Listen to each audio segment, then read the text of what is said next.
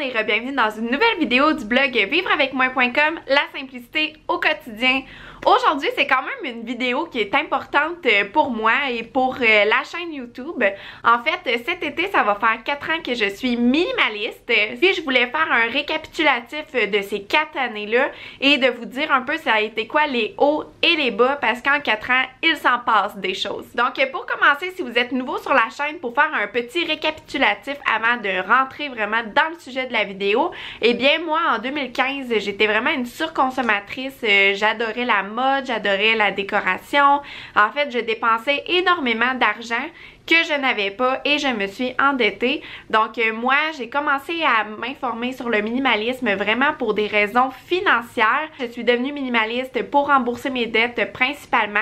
Donc je sais qu'il y a comme plein de cheminements, il y a plein d'histoires, il y a plein de façons qu'on peut devenir minimaliste, mais je voulais quand même le mentionner parce que ça peut changer un peu la perception de ce que je vais mentionner dans cette vidéo. Donc pour commencer en 2015, qu'est-ce qui s'est passé en 2015? C'est là que j'avais 10 000 $ de dette sur ma marge de crédit alors que j'étais aux études, j'étais à l'université et c'est là que j'ai fait ok, wow, 10 000 $, c'est énorme. J'ai commencé à regarder sur Pinterest des trucs comment économiser, comment arrêter de dépenser, comment rembourser ses dettes, etc. Et c'est là que je suis tombée sur le minimalisme. Ça a tellement fait de sens pour moi à ce moment-là que du jour au lendemain, j'ai décidé de tout changer dans ma vie, de tout revoir ma manière de consommer des biens, de tout revoir en fait vraiment tout dans ma vie du jour au lendemain, littéralement. Et c'est là que ça a commencé aussi l'histoire du blog. Donc j'avais commencé un peu à partager sur le web mon cheminement parce que je trouvais ça important en fait de faire découvrir ce style de vie-là à d'autres personnes parce que moi avant, mon mode de vie de surconsommatrice, de tout le temps aller dans les centres d'achat, etc. Pour moi, c'était normal. Je ne connaissais rien d'autre. Je voulais ouvrir les yeux à d'autres personnes peut-être qui vivaient la même situation que moi et ainsi avoir une meilleure situation financière. Donc en 2015, c'était mon premier appartement en tant qu'adulte. C'était un 4,5 que j'ai partagé avec une coloc à la fois. C'était un appartement de grandeur normale, mais j'avais tellement de choses là. Pour vrai, avec les 2 colocs que j'ai eu dans cet appartement-là, c'est moi qui avais comme pratiquement 90% des choses dans l'appartement. Donc j'avais énormément d'objets. Et dans ma chambre, j'avais le fameux rack que beaucoup de fashionistas ont, qu'on peut acheter chez Ikea à 12 $, je crois. Donc moi j'avais ce rack et mon garde-robe débordait littéralement de vêtements, donc c'était un peu le chaos. Donc bref, en 2015, c'était un peu ça ma situation à ce moment-là. Ensuite, tout au long de 2016, en fait, c'est là que vraiment j'ai fait le cheminement de désencombrement, de tout désencombrer chaque pièce par pièce. Vraiment, c'est là que je me suis rendu compte que j'avais beaucoup trop d'objets, que j'avais pas besoin de tout ça. J'ai vendu tellement d'objets en 2016, là, c'est impressionnant. J'aurais dû calculer en fait le nombre d'argent que je me suis fait en vendant tous les objets que je possédais en 2016. Je suis sûre que ça aurait été vraiment impressionnant. Comme que je le mentionne souvent dans quelques articles par-ci par-là, moi je crois que dans tout mon processus de minimalisme, ça doit être entre 5 et 7 000 $ que je me suis fait en fait en vendant des choses que je n'avais plus de besoin. Je vous dis, c'est énorme. En 2016, j'ai lu énormément. Si jamais vous voulez voir un peu les livres que je recommande, je vais mettre un lien dans la barre de description en dessous vers les lectures que j'ai faites et que j'ai aimées par rapport au minimalisme, par rapport à la simplicité volontaire, par rapport à, bref, tout ce cheminement-là. Donc en 2016, ça a vraiment été ça, un cheminement. Beaucoup de lectures, beaucoup de désencombrement. C'est là aussi qu'il y a eu l'essor du blog comme vous le connaissez aujourd'hui. En 2016 aussi, c'est l'année que j'ai emménagé avec mon conjoint. Donc on a emménagé ensemble. Eh bien, on avait pris un appartement vraiment plus grand. Donc c'était un 5,5 mais qui représentait un 6,5. Donc pour mes amis français, en fait, c'est le nombre de pièces. Donc c'était l'équivalent de 6 pièces et demi. Le demi, c'est la salle de bain. Donc c'était très grand. Malheureusement, je peux pas vous dire en nombre de pieds carrés ou de mètres carrés c'était quoi la superficie. Mais on avait de la place. Même si on avait un grand appartement, il était un peu vide, je dois vous avouer. Donc, vu que, étant donné que moi, j'étais dans le processus du minimalisme, etc., on voulait pas nécessairement tous racheter des meubles parce qu'on savait pas si on allait rester là plus qu'1 an. En 2017, qu'est-ce qui s'est passé? 2017, je crois que c'est vraiment l'année clé par rapport à mon cheminement vers une vie plus minimaliste. En 2017, c'est là que j'ai été le plus minimaliste dans toutes mes 4 dernières années. Puis dans le fond, il y a différentes choses qui font en sorte que 2017 a comme été le sommet de mon minimalisme. Pour commencer en 2017, je crois que c'était la dernière année que j'étais à l'université et ça a aussi donné que c'était mon stage. Donc ça, j'en ai déjà parlé dans un article. Dans le fond, le stage, c'était un stage non rémunéré. C'était du travail temps plein, 35 heures semaine, pendant 4 mois. En fait, pendant ces 4 mois-là, j'ai vécu avec 850 $ par mois. Pendant ce temps-là, je continuais de rembourser des dettes. Je faisais mes épiceries à 20 $ par semaine. C'était vraiment pas beaucoup. C'était un défi aussi en même temps. Je dis pas que j'ai tout le temps bien mangé ou quoi que ce soit, mais je voulais vraiment pas m'endetter encore plus que ce que je l'étais. Donc en 2017, en fait, ça a été le moment clé pour le minimalisme parce que j'avais pas d'argent non plus à dépenser. Tu sais, j'étais vraiment dans une situation de pauvreté littéralement. Donc je possédais pas beaucoup, puis je continuais le désencombrement encore. Ça me permettait de ramasser un peu des sous et je crois même que c'est avec les sous que je me faisais en vendant des meubles ou quoi que ce soit que ça m'a aidé à rembourser mes dettes. Donc 2017, ça a vraiment été ça. Je possédais pas grand chose. Hey, j'avais tellement pas beaucoup de vêtements là. Même aujourd'hui, j'ai plus de vêtements qu'en 2017. Mais comme je vous dis, j'avais tout simplement pas d'argent. Puis ça a vraiment été ça en fait qui m'a permis d'atteindre ce minimalisme là. Mais même si j'étais un peu en situation de pauvreté à ce moment-là, ça m'a quand même permis de découvrir énormément de choses qu'on peut faire avec pas beaucoup de moyens. Et moi, je crois que honnêtement, tout le monde devrait passer par là au moins une fois dans sa vie. Essayer de vivre une certaine période de temps avec pas beaucoup d'argent, ça fait tellement réaliser des belles choses. Surtout par rapport aux activités gratuites. Pendant ce moment-là, je pouvais juste pas me permettre de faire des activités qui coûtaient de l'argent. Ou si ça coûtait de l'argent, il fallait que ça coûte comme entre 5 et 10 $ parce que, comme je vous l'ai dit, j'avais juste pas d'argent. Donc en 2018, ça a été un autre changement dans ma vie. Donc là, j'avais terminé l'université, j'ai commencé mon premier emploi professionnel d'adulte, comme j'appelle. Donc maintenant, j'ai un salaire stable et je vis plus en situation de pauvreté et je ne suis plus aux études. Donc ça a vraiment été un autre changement par rapport à mon style de vie du minimalisme. Et en 2018 aussi, ça a été une autre belle chose qui est arrivée dans ma vie. Et bien, c'est là que je suis parvenue à rembourser toutes mes dettes, puis toutes là. Donc au début, j'étais un peu gênée d'en parler, mais là, maintenant, ça me dérange plus parce que j'ai réussi à rembourser ce 16 000 $ de dette-là en 23 mois. Donc c'est vraiment une fierté maintenant aujourd'hui et j'aime ça en partager avec vous. Si jamais vous voulez en apprendre davantage sur comment j'ai remboursé tout cet argent-là, je vais mettre un lien dans la barre de description en dessous vers l'article que j'avais écrit sur mes 23 mois de remboursement de dette. Donc là, maintenant que j'ai un emploi stable, que toutes mes dettes sont remboursées, et bien là, je peux vraiment vivre. Là. Dans le fond, là, maintenant, ma vie m'appartient parce que l'argent que je possède est vraiment à moi. Je la dois plus à quelqu'un, à la banque ou quoi que ce soit.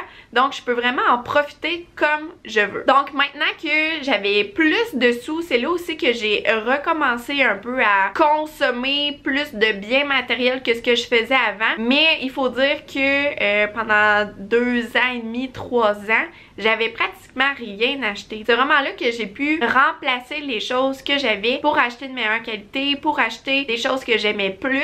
Puis aussi, étant donné que j'ai commencé en fait un emploi et ne plus être aux études, eh bien j'ai aussi dû remplacer ma garde-robe parce que je suis passée d'une garde-robe d'étudiante à une garde-robe de fille qui travaille dans un bureau. Donc il y a comme eu beaucoup de changements par rapport aux biens que je possédais. Et c'était pas nécessairement pour le pire, mais pour le mieux. Mais quand même, cette situation-là, ça c'est un petit bas par rapport au minimalisme. C'est vraiment en 2018, l'année où j'ai commencé j'ai recommencé à acheter des choses que je n'achetais plus depuis les années précédentes, comme les soins corporels, les crèmes, etc. Et aussi le maquillage. Donc ça, a vraiment été comme les 2 choses que j'ai eu comme une petite rechute, si on peut dire. Donc, mais ça, heureusement, aujourd'hui, je me suis recontrôlée, puis c'est correct, puis je suis pas allée dans l'extrême non plus. Mais quand même, je voulais le partager avec vous parce que oui, ça arrive d'avoir des petites rechutes, surtout si avant on était une surconsommatrice, comme moi. En 2018 aussi, c'est là qu'on a habité dans un 4,5, donc on est passé d'un 6,5 à un 4,5. Donc là, c'est là qu'on a commencé à se rendre compte que c'était beaucoup trop grand l'espace qu'on avait, donc on a décidé d'aller choisir un appartement plus petit, mais qui nous convenait mieux et qui était plus beau, qui était mieux agencé et qui était d'une meilleure qualité. Et maintenant, en 2019, c'est cette année, qu'est-ce qui se passe? Donc, dans la dernière année, on a déménagé d'un 4,5 à un 3,5. demi. Comme vous le savez, maintenant on est à Montréal. Si jamais vous voulez voir l'appartement dans lequel on est maintenant aujourd'hui, je vais vous mettre un lien vers la vidéo en fait du home tour que j'avais fait cet été. Donc là maintenant en 2019, qu'est-ce qui se passe? Eh bien je vous dirais que avec tout le bagage que j'ai accumulé dans les 4 dernières années, maintenant on dirait j'ai comme acquis une sagesse. C'est drôle à dire, mais on dirait... Peut-être c'est l'âge aussi, tu sais, maintenant que j'ai 25 ans, on vieillit tous et on a des prises de conscience dans la vie. Mais on dirait, je vois tout le cheminement que j'ai fait dans ces 4 dernières années-là et vraiment, je vois qu'il y a une belle différence. Puis, étant donné que j'ai eu des hauts et des bas, comme je vous ai mentionné, et bien maintenant, je suis plus capable d'y voir clair et je suis mieux capable aussi de me contrôler par rapport à la vie quotidienne et à savoir c'est quoi que je veux vraiment, c'est quoi qui sont des besoins et c'est quoi des trucs que je sais que j'aimerais pas à long terme. Aussi cette année, qu'est-ce que j'ai remarqué, c'est dans le choix des achats que je fais. Donc lorsque j'achète quelque chose comme avant j'allais dans un magasin là, tu sais le fameux magasin où on peut acheter 2 paires de souliers à 20 $, là, je dirais pas le nom mais je suis sûre que vous savez de quoi je parle. Donc avant je serais allée à ce magasin là et je me serais acheté 2 paires de ballerines à 20 $. Mais là maintenant, je le sais tellement que c'est de la mauvaise qualité et je veux tellement plus vivre cette mauvaise qualité-là. Je sais pas comment expliquer ça, mais maintenant, je préfère tellement avoir des objets qui sont de qualité, qui sont confortables, qui vont me durer longtemps, que maintenant, je veux juste plus rien savoir des trucs cheap qu'on peut trouver dans certains magasins. Et aussi, ça fait du bien au quotidien de s'entourer de trucs de qualité. Je trouve que ça fait vraiment une différence plutôt que toujours avoir des choses cheap qui se brisent rapidement. Aussi, cette année, qu'est-ce qui se passe? Eh bien, comme je vous ai dit, étant donné que l'année dernière, j'ai remboursé toutes mes dettes, et bien là, maintenant, je peux vraiment me concentrer à faire des projets financiers, à bâtir ma santé financière aussi. Quand on a une sécurité financière, ça enlève un énorme stress sur les épaules. Ça fait du bien au quotidien, puis on n'y pense pas, mais c'est inconscient. Donc vraiment, c'est important d'avoir une bonne santé financière. Pour terminer, qu'est-ce que j'aurais fait différemment, avoir su ou avec tout le cheminement que j'ai fait dans les 4 dernières années? Eh bien, c'est vraiment par rapport aux choses avant. Moi, je trouve que c'est vraiment de la prévention qui devrait être faite au sein de notre société. Parce que si moi je suis tombée dans le panneau, que je me suis endettée, je suis certaine que je suis pas la seule. Donc je crois que c'est beaucoup de la prévention qui devrait être faite, surtout à l'école. Donc moi ce que j'aurais aimé en fait, c'est moi quand j'étais jeune à l'école, j'aurais aimé ça qu'on parle de comment consommer de manière responsable. Puis tu sais, même si on parlait de l'environnement ou quoi que ce soit, on dirait que c'était jamais présenté de manière concrète. C'était comme tout le temps des trucs scientifiques, la couche d'ozone, etc. Mais ça disait pas concrètement c'est quoi qu'on pouvait faire en tant que personne pour faire un changement, parce que oui, notre consommation, ça fait une différence sur l'environnement et c'est super important, on en parle tellement aujourd'hui. Je trouve que juste l'apprendre à l'école, apprendre une base de comment trouver des objets qui sont fabriqués au Canada, comment consommer au quotidien pour éviter le plastique à utilisation unique, ou etc. Je trouve que vraiment à l'école, ça aurait été bien qu'on l'apprenne quand on était jeune. Aussi, une autre chose que j'aurais aimé qu'on apprenne à l'école, c'est la gestion du budget. Puis ça, c'est fou parce que je pense que c'est dans les années 60, là, entre les années 60 et 80, je crois qu'il y avait des cours, en fait, un peu pour les mères au foyer à l'époque. Puis il y avait des cours sur le budget, comment coudre, comment réparer, vraiment les... Je sais plus c'est quoi le nom du cours, là, si vous vous en souvenez, vous l'écrirez dans les commentaires. Mais bref, il y avait des cours à l'école pour les femmes, pour apprendre à comment tenir une maison, comment cuisiner, comment faire avec pas grand chose, etc. Mais je trouve que ça manque dans notre société. Et j'ai même lu un article l'autre jour qui disait qu'aux États-Unis, c'était rendu problématique, un peu par rapport à l'obésité, mais là, on s'en va dans un autre sujet, là. Mais justement parce que les enfants n'apprenaient plus, puis les ados n'apprenaient plus comment cuisiner. Donc bref, je pense que ce genre de cours-là, ce serait bien de le revoir en fait, puis de... Tu sais, juste la gestion d'un budget, c'est quelque chose de tellement important dans la vie de quelqu'un que justement, j'ai l'impression comme que c'est pris pour acquis, mais...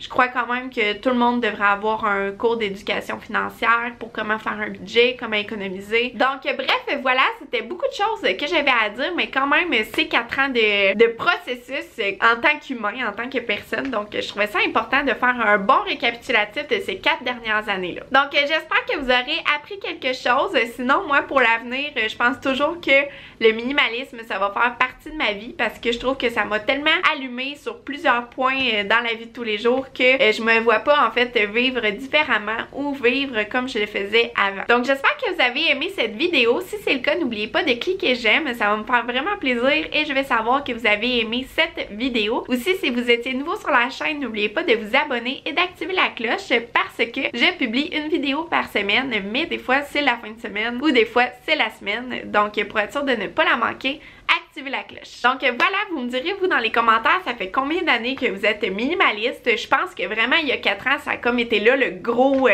boom au Québec en tout cas. Donc j'aimerais ça savoir vous, ça fait combien d'années et vous en êtes rendu où dans votre processus. Donc voilà, merci beaucoup tout le monde d'avoir été là. Merci d'être là avec moi depuis 4 ans à suivre tout mon cheminement et je suis contente en fait de partager mes trucs avec vous depuis 2015. Merci beaucoup tout le monde, on se revoit dans une prochaine vidéo. Bye!